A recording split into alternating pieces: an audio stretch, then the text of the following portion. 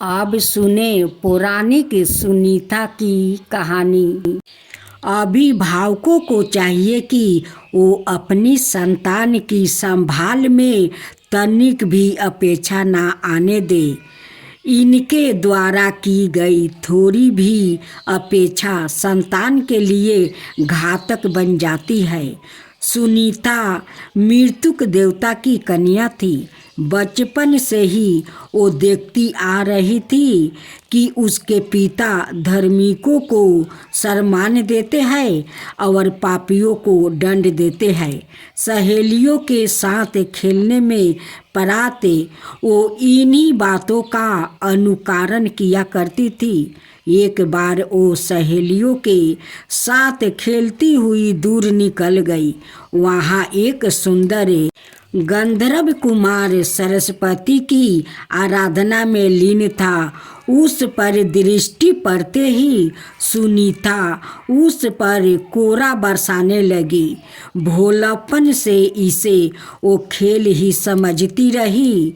वो प्रतिदिन आती है और निरपराधों गंधर्व कुमार को सताती है। एक दिन गंधर्व कुमार को क्रोध आ गया। वो बोला, भले लोग मारने वाले को मारते नहीं और गाली देने वाले को गाली देते नहीं। यही धर्मी की मर्यादा है। सुनीता में सत्य, बदिता आदि सभी गुण कूट कूट कर भरे थे। उसने अपने पिता से सारी घटना ज्यों की त्यों सुना दिया। भोली होने से वो गंधर्व कुमार की बातें समझ ना पाती थी। उन्हें समझाने के लिए उसने पिताजी से आग्रह किया। मृत्यु ने अपनी पुत्री की जिज्ञासा पर चुप्पी साध लिया, जो अच्छी ना थी। पुराणों में इसे दोष माना है, क्योंकि मारने वाले को मारना नहीं चाहिए और गाली देने वालों को गाली नहीं देना चाहिए। इन बेयाकों का अर्थ है जो बच्ची नहीं समझ पाती और अभिभावक से समझना चाहती है, उसे ना समझाना अवश्य अनर्थ कारक हो सकता है। हुआ भी ऐसा ही। पिता के चुप्पी साध लेने से सुनीता का पापचार रुका नहीं। सखियों के साथ गंधर्व कुमार के पास जाना और कोरे से उसे पीटना उसका प्रतिदिन का कार्य हो गया था। कोई कब तक सहेगा। एक दिन गंधर्व कुमार ने श्राप देते हुए कहा, विवाह हो जाने पर तुम्हारे गर्भ से ऐसा पुत्र उत्पन्न होगा जो देवताओं और ब्राह्मणों की निंदा किया करेगा और घोर पापचार में लग जाएगा।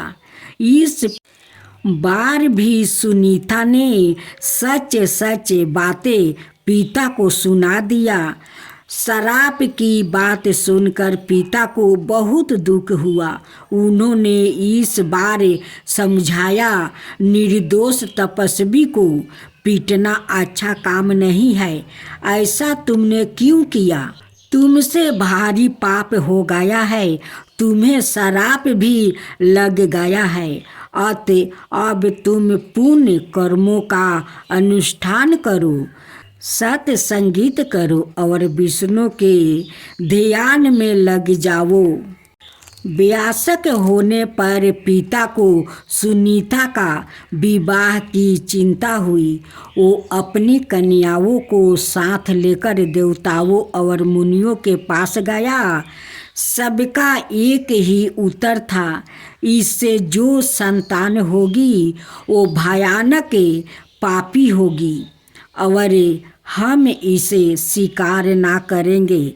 इस तरह श्राप के कारण सुनीता का विवाह ही रुक गया। अब तपस्या के अतिरिक्त सुनीता के पास और कोई उपाय ना था।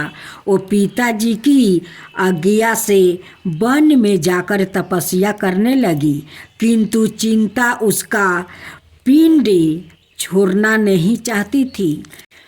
राम्भा आदि अप्सराओं सुनीता की सखिया थी। वो उसकी सहायता के लिए आ पहुंची। उन्होंने सुनीता को ढांढूस बंधाया।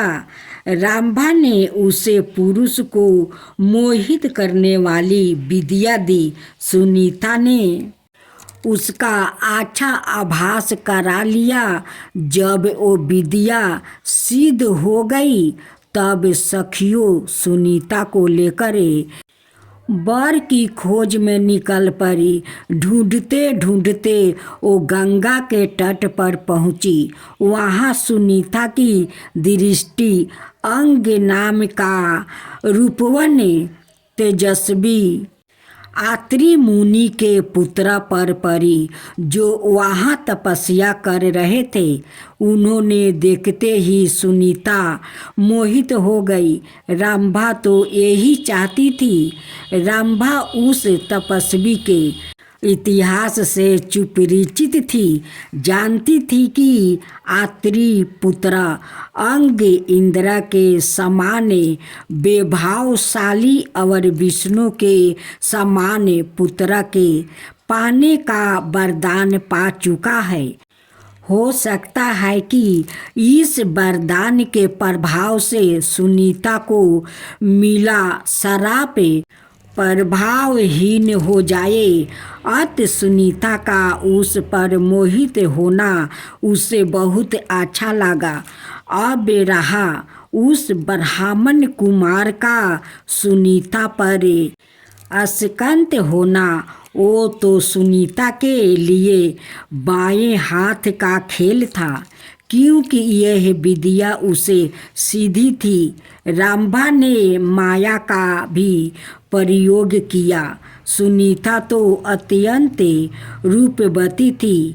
राम्भा की माया ने उसमें और 4 चांद लगा दिया।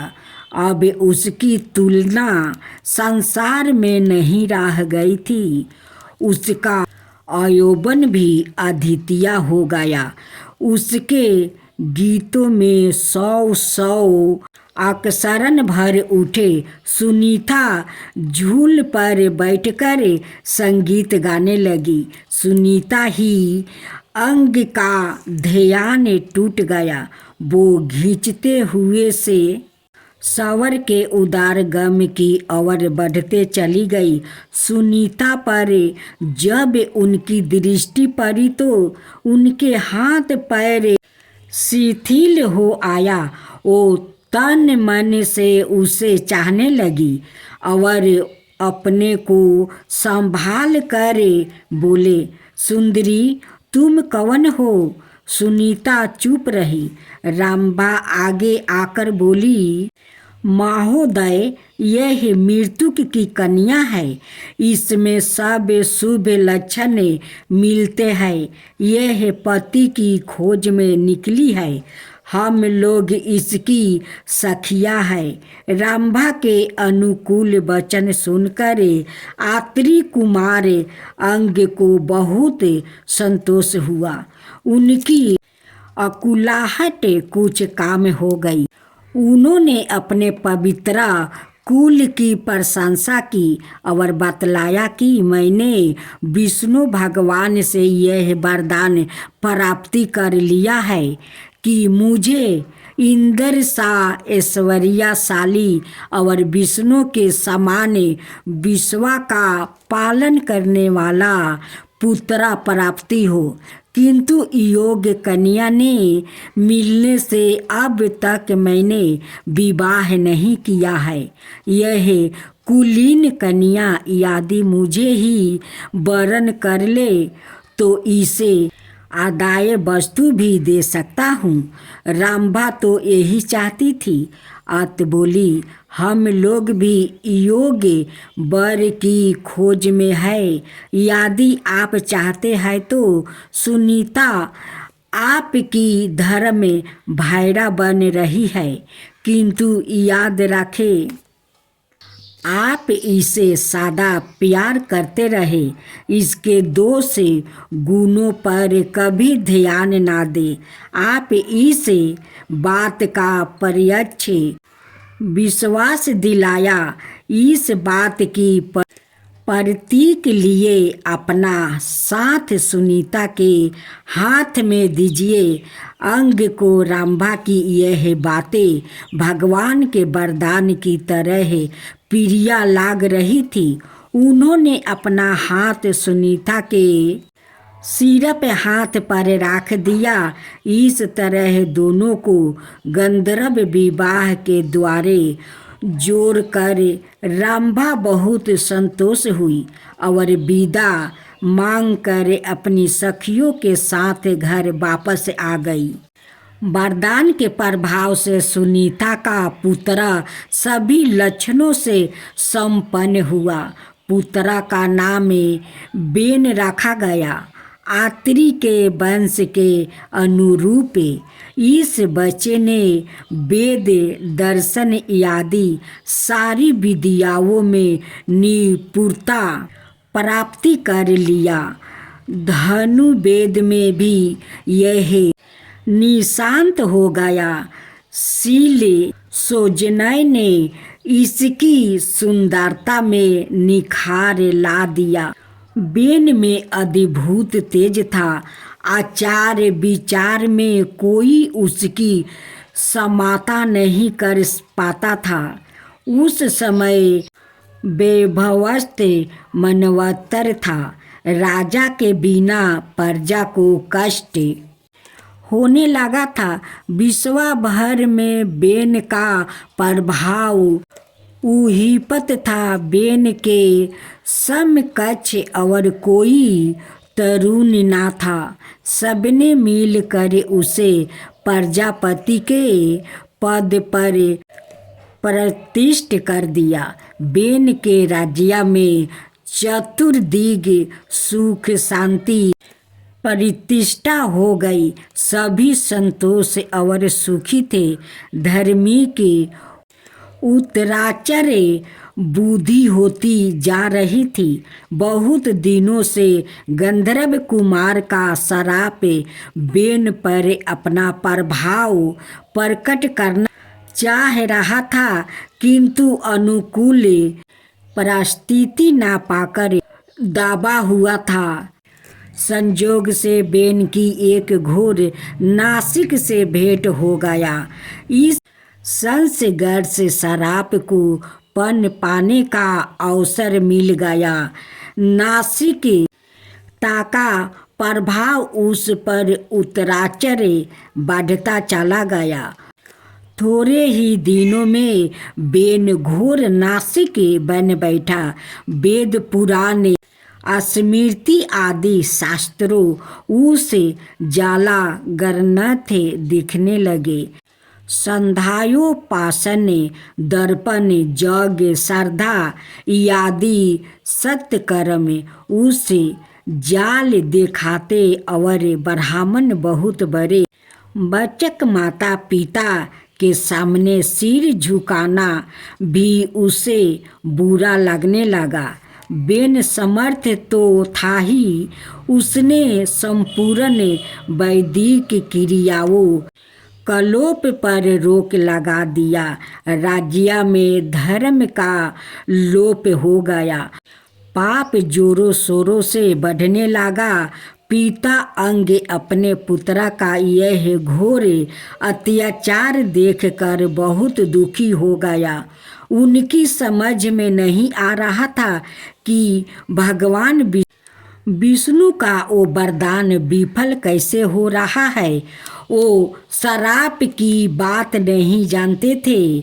सुनीता सब बातें समझ तो रही थी, किंतु उसे खोलना नहीं चाहती थी। आत्री कुमार अंग ने पुत्र को समझा बुझाकर रास्ते पर लाना चाहा, पर उन्हें सफलता नहीं मिली। इसी बीच शपथ ऋषि आए।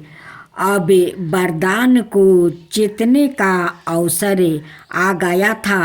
शपथ ऋषियों ने बहुत प्यार से बेन को समझाते हुए कहा, बेन, दुस्साहस छोड़ दो, अपने पुराने रास्ते पर आ जाओ। सारी जनता तुम पर नाराज है। धर्म के पथ पर लौट आओ और प्रजा पर अत्याचार करना बंद कर दो। किंतु अहंकार की मूर्ति बेन ने शपथ ऋषियों को फटकारते हुए कहा, मैं ज्ञानियों का ज्ञानी हूँ। विश्व का ज्ञान मेरा ही ज्ञान है। जो मेरी आज्ञा के विरोध चलता है उसे मैं कठोर दंड देता हूँ। आप लोग भी मेरा भजन करें। ऋषियों ने जब बेन के इस रोगों को असाध्य समझा और उसके पापों को बलपूर्वक निकालना चाहा, तब झट उन्होंने बेन को पकड़ लिया और उसके बाएं हाथ को भली भांति माथा फल स्वरूप इस हाथ से एक काला कलूटा और नाटा पुरुष उत्पन्न हुआ। पुरुष के रूप में बेन का सब पाप निकल गया। यह देख ऋषि बहुत प्रसन्न हुआ। अब उन्होंने बेन के दाहिने हाथ को माथा इसमें अपने वरदान को फलीभूति करने के लिए भगवान विष्णु ही पृथु के रूप में प्रकट हुआ। पाप के निकालते ही बेन की नासिका भी पूरी तरह निकल गई थी। शपथ ऋषि की कृपा से बेन ने अपनी पहली अवस्था प्राप्ति कर लिया था। वो नर्मदा के तट पर चला गया। तीन बिंदु के आश्रम में रहकर उन्होंने घोर तपस्या की। भगवान ने उन्हें दर्शन दिया और उन्हें आवासित करने के लिए कहा, बस तुम्हारी माँ को जो श्राप मिला था उसे तुम्हारा उद्धार करने के लिए ही मैंने तुम्हारे पिता को सुयोग्य पुत्र प्राप्ति होने का वरदान दिया था। अब तुम घर लौट जाओ। पृथु की सहायता से अश्वमेध आदि यज्ञ और विविध दान उपदान कर मेरे लोक में आना।